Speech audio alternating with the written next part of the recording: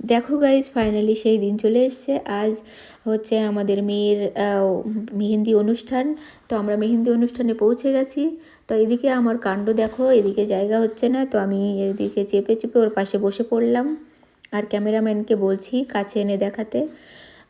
তো মেহেন্দি ওর আগেই লাগানো হয়ে গেছে। তো এখন আমরা একে একে নিজেরা লাগাতে শুরু করব। তো এদিকে মেয়ে যে লাগানো শুরু করে দিয়েছে আর ছোটোটা প্রস্তুতি নিচ্ছে। এই দেখো, ছোটোটাও প্রস্তুতি নিচ্ছে।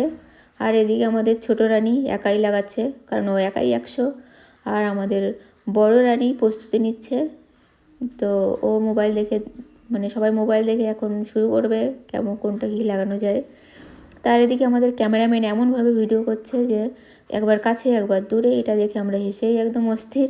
আর এদিকে পাড়ার মহিলারা সব মিলে গান করছে।